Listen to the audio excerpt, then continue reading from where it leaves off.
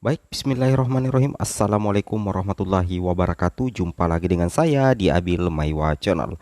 Jadi teman-teman, channel ini merupakan channel pendidikan tempat kita berbagi tentang aplikasi pendidikan, Microsoft Office, serta tips dan triks komputer. Jadi pada video kali ini Bapak Ibu ya, kembali lagi admin akan berbagi sebuah video informasi terkait akhirnya masa pengabdian guru honorer diperhitungkan di seleksi P3K 2022.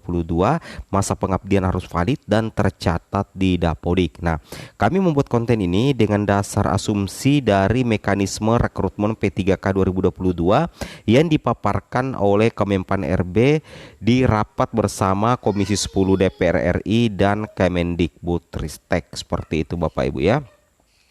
Oke, tanpa panjang lebar lagi kita langsung saja ke informasinya.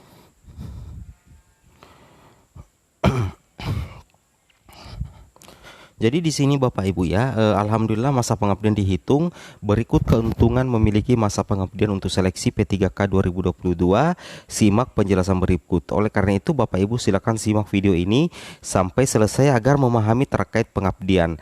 Nah, di sini kami punya bukti realnya dari pernyataan dari Kemenpan RB Bapak Ibu ya, yang kami kutip menjadi sebuah file. Di sini dikatakan Bapak Ibu ya bahwasanya membedakan proses seleksi guru honorer yang sudah mengabdi sekian tahun. Di sini dikatakan membedakan proses seleksi guru honorer yang sudah mengabdi setiap tahun. Dari pernyataan tersebut, kita sudah bisa mengambil kesimpulan Bapak Ibu ya bahwasanya kalau dikatakan membedakan proses seleksi guru honorer yang sudah mengabdi sekian tahun, berarti secara otomatis itu sudah mengarah kepada perhitungan masa pengabdian. Artinya masa pengabdian guru itu diperhitungkan Bapak Ibu ya.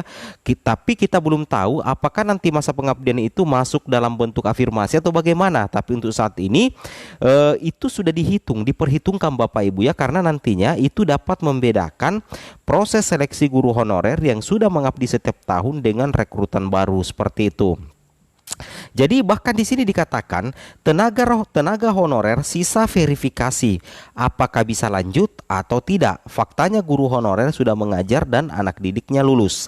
Kemenpan RB dan Kemendikbud Bapak Ibu ya sudah siapkan proses verifikasi saja untuk mengganti proses seleksi berupa tes yang sama seperti rekrutmen lainnya. Nah, ini yang admin katakan tadi bahwasanya andaikan masa pengabdian itu tidak diperhitungkan, maka pernyataan ini tidak mungkin ada Bapak Ibu ya. Dari kata membedakan proses seleksi saja dengan pelamar baru dengan guru honorer yang sudah lama mengabdi, itu sudah mengindikasikan akan munculnya regulasi Bapak Ibu ya, akan munculnya regulasi yang nantinya mengatur terkait pengabdian guru honorer yang tercatat di Dapodik seperti itu. Nah, di sini kita katakan membedakan proses rekrutmen guru yang sudah mengajar, kalau tidak salah 3 tahun ke atas itu tinggal diverifikasi Bapak Ibu ya, dan proses seleksinya akan dibedakan dengan rekrutmen baru. Nah, pernyataan yang kami bacakan ini bukan asal pernyataan Bapak Ibu ya. Kami tulis di komputer berdasarkan apa yang dipaparkan oleh Kemenpan RB di rapat bersama Komisi 10 DPR RI, Kemenpan RB dan tentunya BKN dan Kemenkeu. Seperti itu Bapak Ibu ya. Itu yang harus teman-teman ketahui. Nah, sekarang kita lanjut lagi. Nah, di sini terkait dengan hal itu kita cocokkan dengan artikel yang kami dapatkan di sini. Di sini dikatakan lama masa pengabdian kemungkinan memiliki keuntungan tersendiri untuk seleksi P3K tahun 2022 Bapak Ibu ya. Jadi seperti diketahui pula bahwa P3K 2022 dikelompokkan dalam 4 kategori sesuai golongannya masing-masing. Nah, ini Bapak Ibu tentunya sudah ketahui bahwa ada 4 golongan kategori pelamar P3K tahun 2022 Bapak Ibu ya. Untuk itulah masa pengabdian di seleksi P3K 2022 memungkinkan sangat menguntungkan bagi peserta seleksi. Lalu apa saja keuntungan yang dimaksud? Bagaimana syarat pengabdian yang diakui? Silahkan simak berita berikut ya. Ini artikel yang cukup menarik perhatian Bapak Ibu ya. Dan itu hampir sama dengan apa yang diutarakan oleh Kemenpan RB di pernyataan yang pertama tadi. Di sini dikatakan sebelum mengetahui keuntungannya harus diketahui pula penggolongan masa pengabdian guru honorer pada seleksi P3K 2022 sebagai berikut. Yang pertama Bapak Ibu adalah pengabdian lebih dari 3 tahun, itu mulai tahun 2013 sampai 2021, dan ada juga pengabdian yang kurang dari 3 tahun. Pengabdian diakui dari perhitungan yang bersumber dari data Dapodik.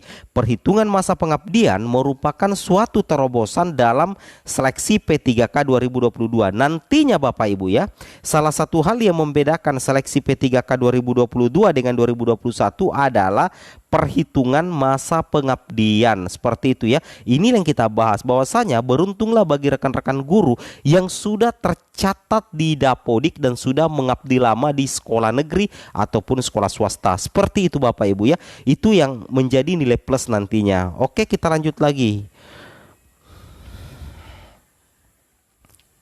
Nah, kemudian di sini kita lanjutkan lagi Bapak Ibu ya. Kemungkinan diprediksikan berdasarkan PAN RB untuk proses seleksi antara pelamar baru atau neo rekrutmen dengan guru GTK termasuk THK 2 yang berpengalaman nantinya itu tidak disamakan.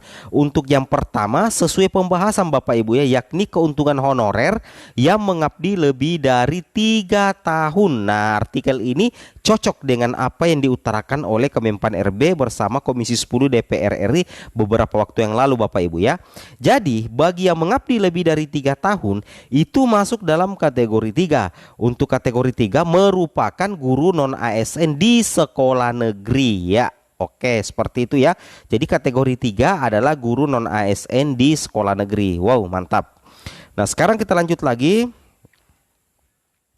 Nah, di sini syaratnya telah mengabdi minimal 3 tahun mulai 2013-2021 berdasarkan di database Dapodik, sehingga guru tersebut memiliki perbedaan dengan yang mengabdi di bawah 3 tahun. Jadi nantinya ada perbedaan Bapak Ibu tentunya ya, yang mengabdi lebih dari 3 tahun ke atas, minimal 3 tahun ke atas dengan 3 tahun ke bawah. Itu untuk masa pengabdian nantinya akan ada hal yang membedakan Bapak Ibu ya, seperti itu. Kemudian kita lanjut lagi. Di sini dikatakan adapun yang memiliki masa pengabdian kurang dari 3 tahun itu masuk dalam kategori keempat Bapak Ibu ya. Kategori keempat merupakan guru non ASN di sekolah negeri, guru swasta dan lulusan PPG. Syarat masa pengabdian dari kurang dari 3 tahun itu tentunya ditarik dari database Dapodik, seperti itu. Selain kategori 3 dan 4 terdapat pula kategori 1 dan 2. Lebih lengkapnya 4 kategori sebagai berikut Bapak Ibu ya. Alangkah bagusnya Bapak Ibu simak kembali terkait 4 kategori guru. Yang pertama, kategori 1 adalah guru yang lulus passing grade THK 2, guru non ASN yang berada di sekolah negeri, guru swasta lulusan PPG. Kategori 1 itu dapat menjadi prioritas utama Bapak Ibu ya. Kemudian kategori kedua itu adalah guru THK 2. Nantinya guru THK 2 hanya bersaing dengan sesama guru THK 2. Seperti itu ya, tidak mungkin bersaing dengan guru honorer kategori lain, seperti itu. Itu keistimewaan kategori 2. Kategori ketiga adalah guru non ASN di sekolah negeri. Syaratnya telah mengabdi minimal 3 tahun Dapodik 2013 sampai 2021 sehingga memiliki perbedaan dengan yang mengabdi di bawah 3 tahun. Sedangkan kategori 4 adalah guru non ASN di sekolah negeri, guru swasta dan lulusan PPG. Syaratnya berdasarkan masa pengabdian kurang dari 3 tahun berdasarkan database Dapodik. Seperti itu Bapak Ibu ya. Nah, oke, mungkin cukup sampai di sini informasi kami terkait masa pengabdian guru honorer yang nantinya diperhitungkan di seleksi P3K 2022. Semoga video ini bermanfaat. Wabillahi taufik wal hidayah. Wassalamualaikum warahmatullahi wabarakatuh.